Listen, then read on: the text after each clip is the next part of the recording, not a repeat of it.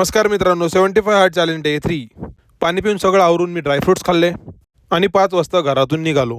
सर्व ॲथलीट्सचं ट्रेनिंग घेऊन घरी येऊन नाश्ता केला आणि थोडा आराम करून मी निघालो जिमसाठी.